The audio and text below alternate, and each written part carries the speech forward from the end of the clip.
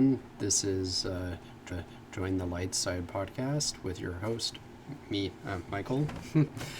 Now, I wanted to be able to do a part 2 to my introduction so you get to know me just a little bit better than what I had initially introduced myself as.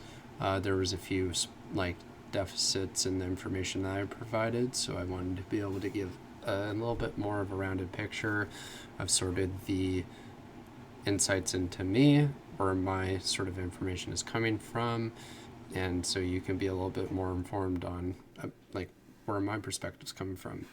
So for starters, I am 30 years old. I also misspoke in my initial podcast saying that I was studying for clinical psychology. Now, I am, but I'm not actually going for my doctorate. I'm going for being a clinical counselor. As appealing as the doctorate field, well, it appeals to me, but the amount of schooling right now is a little much for me to want to dedicate to, as I am wanting to be able to start a family in the next few years. And I think that it is a little too much to dedicate to right now.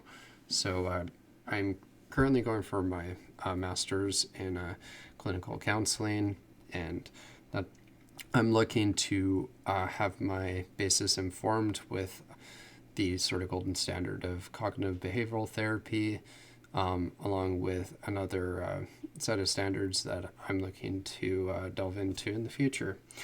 Now, I wanted to go a little bit more into depth into the sort of lifestyle I live, and that way I guess you could be also informed on just that I actually conduct a healthy lifestyle, and that I take care of myself, because I think that is definitely relevant to sort of the perspective taking that someone takes. So in terms of hobbies, I've recently got into just developing an investment portfolio, because like I said at the opening, I've been wanting to think about starting a family in the next few years, and with that comes greater financial responsibilities. So looking to develop a investment portfolio right now, which is a possibility I would like to talk about further going into these podcasts, but it'll definitely be at a later date. I think that'll be more of a back burner topic. The sort of topics that I would like to be getting into more at the forefront will be sort of in the current events realm, sort of the prevailing ideologies that have been taking place, dissecting those down, and sort of the troubles that come with. So as for other hobbies that I have, I really like to exercise. I have the first 3 days of my week, getting up in the morning, going for a morning run. I'll jog for about up to 22 minutes, which doesn't sound like a lot, but it is the very first time that I've actually been taking this up again. I got a pair of proper runners, so I'm starting to use those, develop better breathing techniques and everything. I have a pair of Hokas, and for the people that are listening with me, Hokas are an amazing runner. They're very comfortable, and I wasn't able to run on pavement before, but ever since buying these, I can definitely run on pavement again. So that's very nice. So that's another one of my hobbies. I also really like to read. I try to read before going to bed. It definitely helps with turning off my brain, especially with the amount of information that we're exposed to these days. Is a very nice way to power down. Currently, I am reading Anatomy of an Epidemic by Forrest Whitaker. Did I say Forrest Whitaker? That's embarrassing. I meant Robert Whitaker. That was a little bit of a Freudian slip there. So it's about the sort of pharmaceutical industry since its inception with psychiatry. And right now, the chapter I'm reading is on benzos. You know anything about benzos? They're quite a terrifying drug. They're supposed to be an anti-anxiety medication, funny enough. They're still used quite a bit to this day, And yeah, they have some terrible side effects, and their efficacy and effectiveness is only really shown to be like, I wouldn't even say it's helpful, but it shows to better perform than placebo for the first like about 6 weeks, and then it really starts to taper off after that, and it can have huge dependency issues. People draw addictions from it. It's a very scary drug. It also goes into depth about antipsychotics, sort of the contribution that it's had in sort of the mental health crisis that's been up to this date. Also antidepressants, stimulants like for ADHD and whatnot. And basically it just shows a bunch of very persuasive studies that have shown like really just how damaging the pharmaceutical industry has been, especially on mental health. Definitely recommend that you go and read it, especially with like, we probably all know somebody who takes a form of medication, and it's just better to arm yourself with this sort of knowledge because it's definitely very far from a cure. These pharmaceuticals, sure, there's case instances where it needs to be taken to diffuse aggression in some individuals and whatnot, but it is definitely something that I strongly consider that you have a look at. I typically like to read books that are of the like psychological realm or philosophy. Those are my leisure reads. I definitely like to delve into those much more than anything else.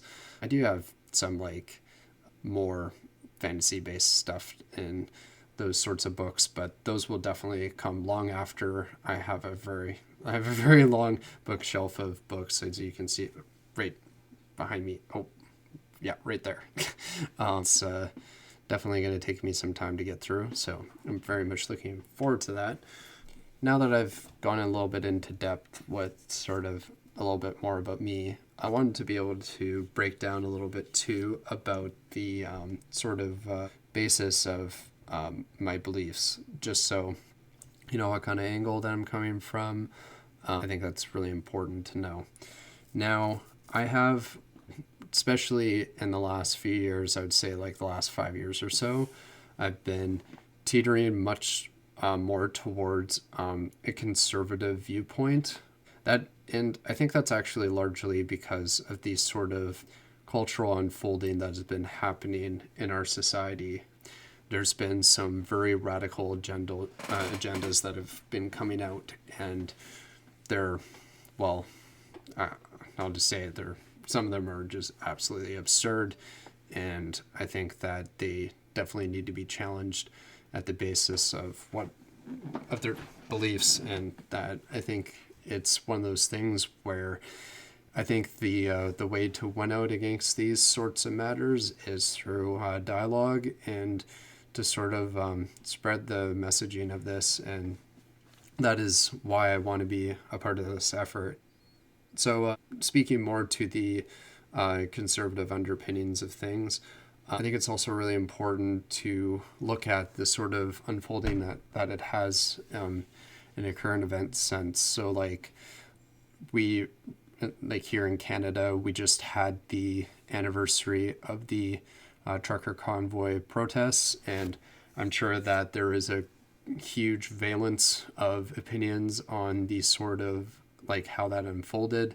Just to make it very clear, I am very much an advocate for the free speech that they're speaking to at that event, and I think that the criticism that has been levied against Justin Trudeau is very much warranted, and it is very necessary to keep him in check.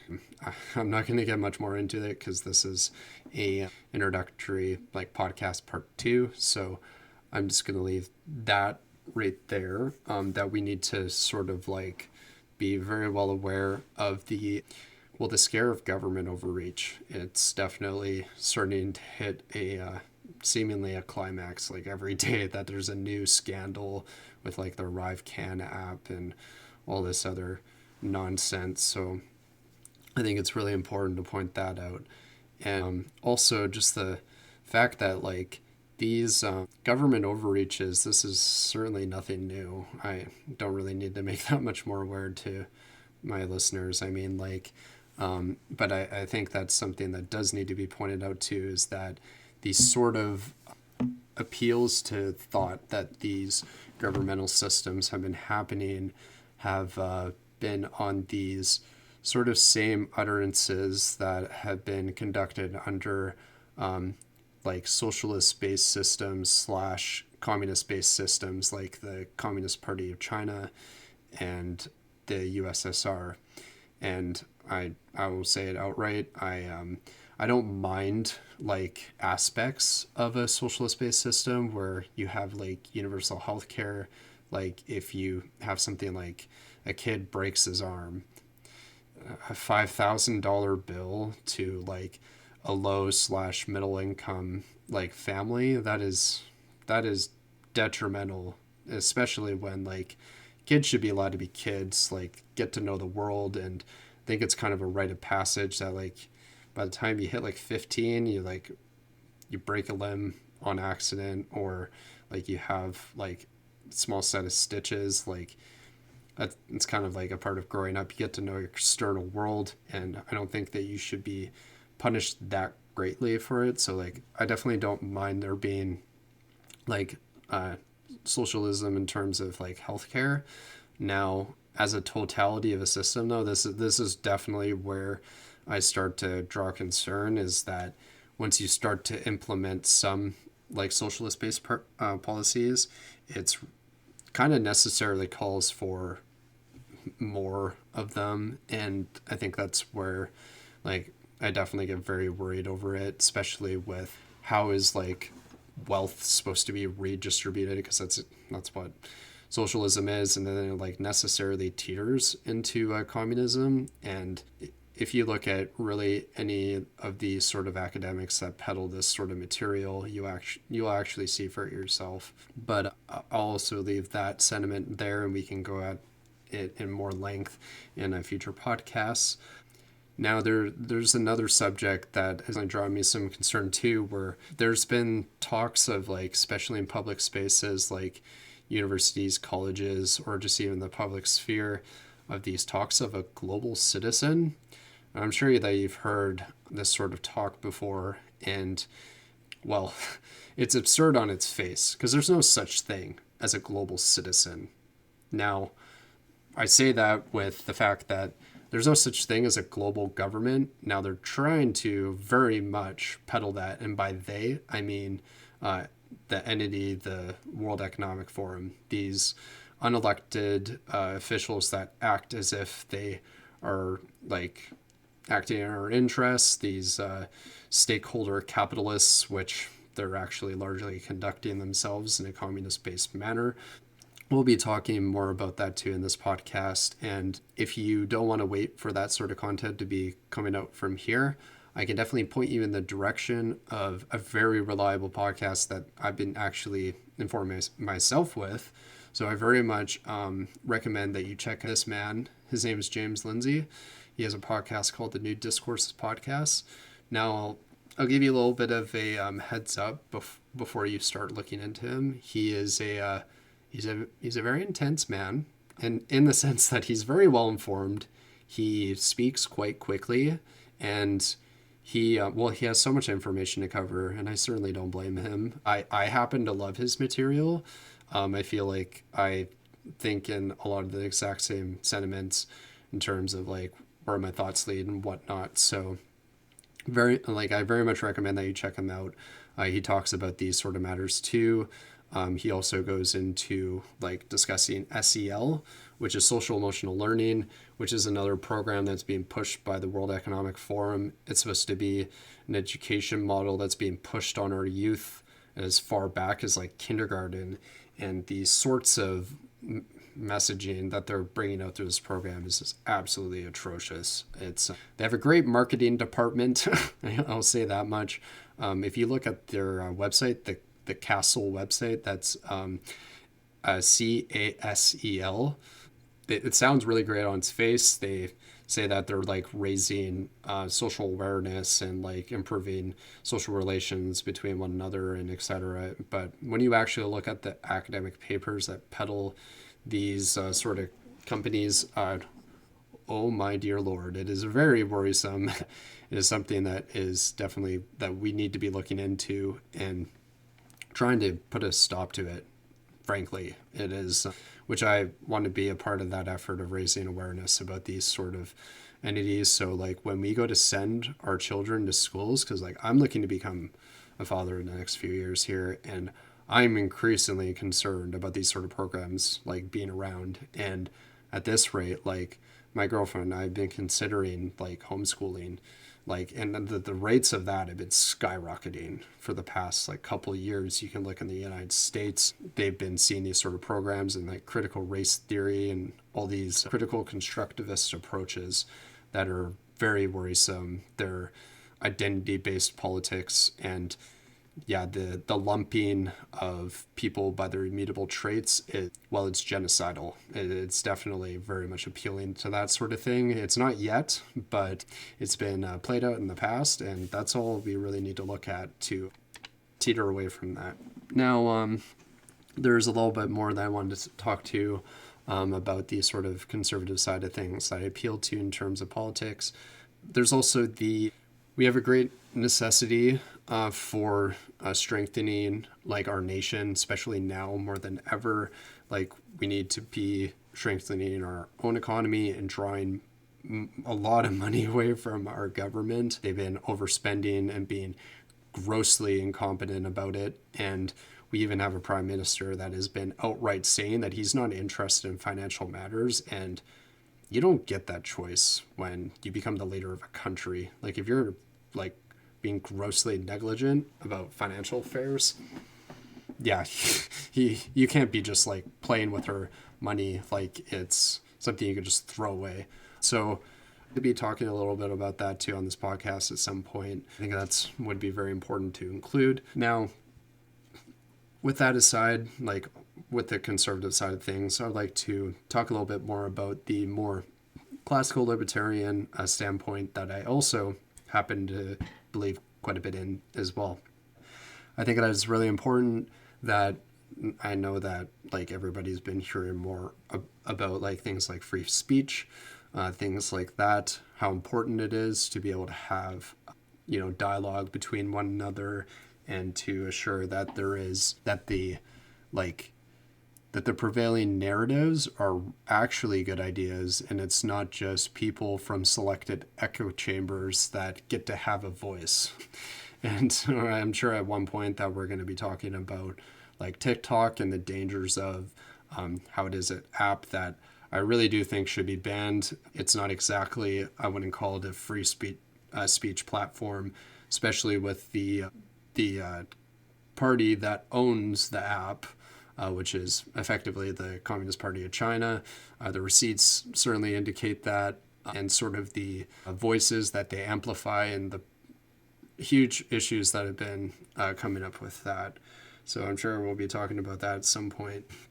There's also like very much a narrative that's been coming out too that like we're supposed to be accepting of other people's lifestyles, like the huge buzzwords like acceptance and diversity and inclusion and equity and sustainability. And I'm sure like you guys have been like listening to these sorts of buzzwords that have been going on, and unfortunately a lot of these words have been put to a double meaning in the Orwellian sense. They're not actually like from a common sense standpoint, it sounds all well and good, but these individuals, they're not actually using it from a common sense standpoint.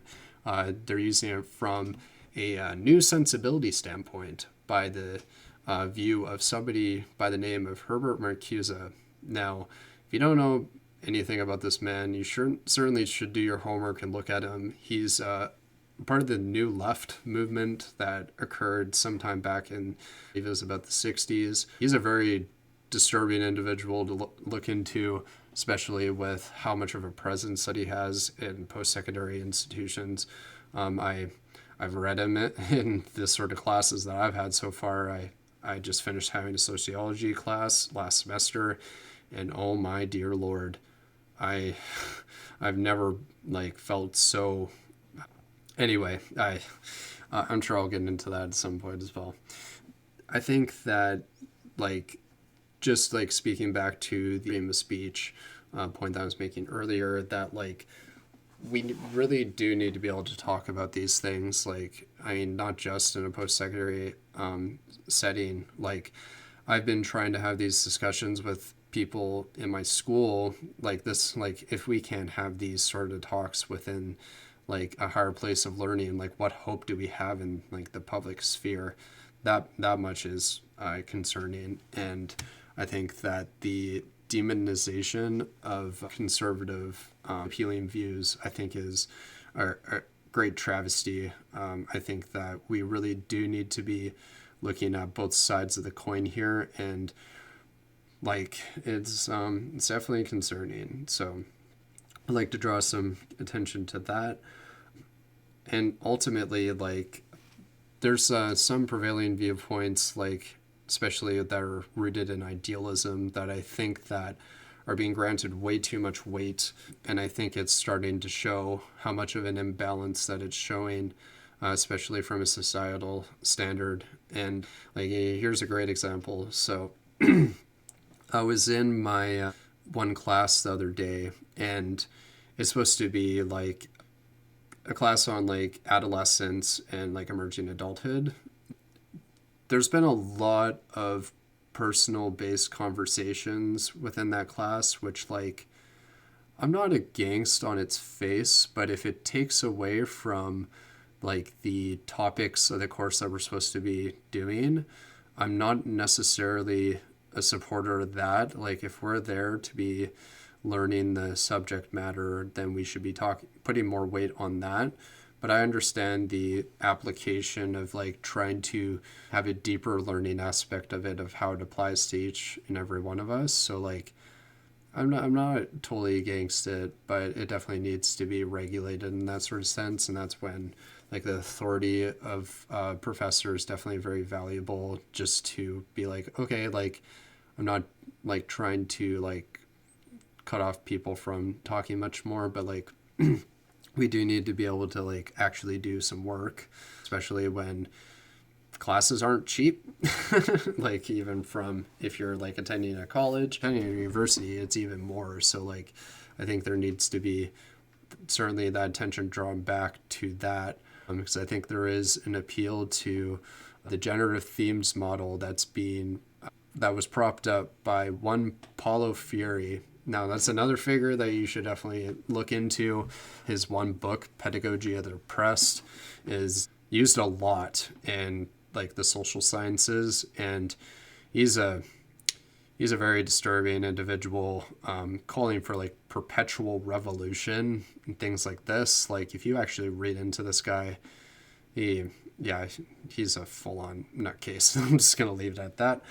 So there's that. Oh yeah, the original point that I was gonna make. So I was in this class, and we're talking about sort of access to education. I can't remember how it was brought up, but that's what we're talking about. And there was one particular student that was talking about how there's like free schooling in some parts of Europe. I believe this individual was from Finland. Just as like for disclosure, I have nothing against this individual.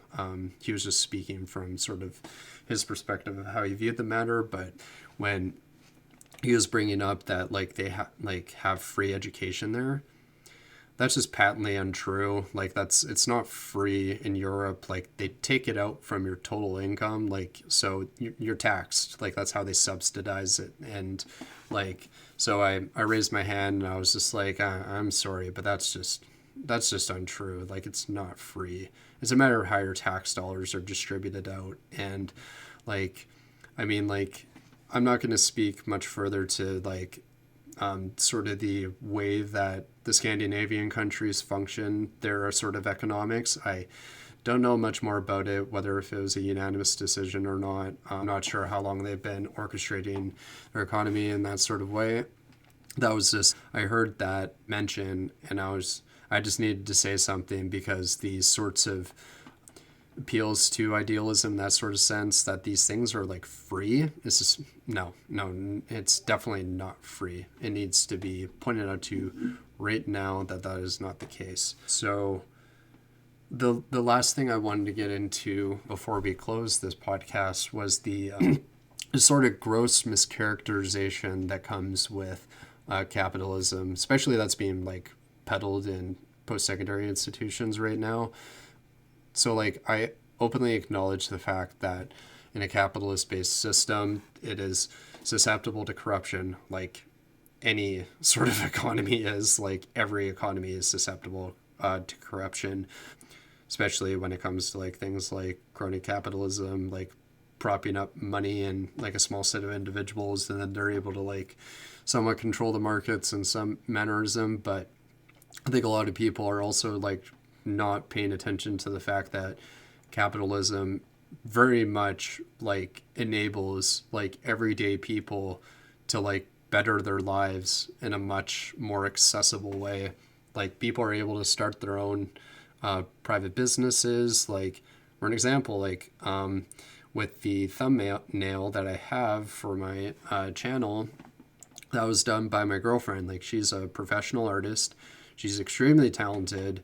And she makes her own candles and she does her own commissions, and she's like been inducted into art galleries. I'm going to plug her socials in the description for this video if you want to check her out. If you love nice smelling candles, and they actually have like a little necklace inside. They're beautiful. I encourage that you go check her out.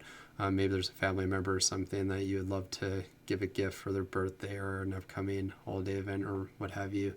But like, this sort of thing would not be possible under any sort of system, and it's like generates much more innovation than people recognize. And I think that people have just been like comforted way too much by like the things that actually allow them to live, and there's just no gratitude for it. And it's a great tragedy in that sense, that like we've entered this age of leisure where people can like sit up top the shoulders of giants and just crap on everything that we've brought up to this point. It's taken so long for us to have like a remotely functional society, let alone the fact that it wasn't even that long ago, 100 years ago, that living conditions were so treacherous, and like real discrimination and racism and all that was very rampant. And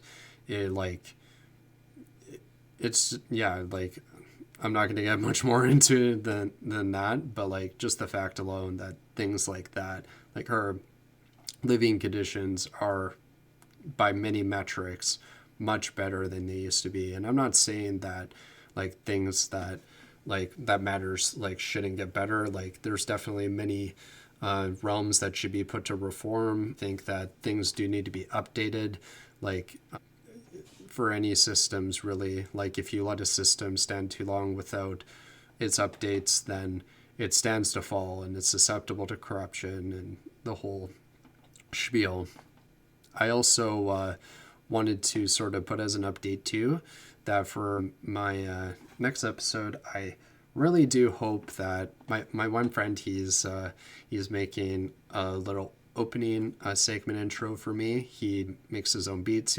He's a musician, and I'm going to be plugging his information also into the description below. If you want an opening intro for yourself, or if you need a beat for your own like sort of music, like if you have a set of lyrics and you like want something specific, you could definitely reach out to him. He's one of my best friends. He's a really great guy. So I'm going to put his socials down in the description below as well if you'd like to reach out to him. But for the most part, that concludes this episode. So thank you so much for listening. As just one last mention, please take care of yourself and each other, like especially in these tumultuous times that are coming up, like just with things like food scarcity and whatnot, like rearing its ugly head. Like please look out for each other and your family. It's definitely much deserving of your attention.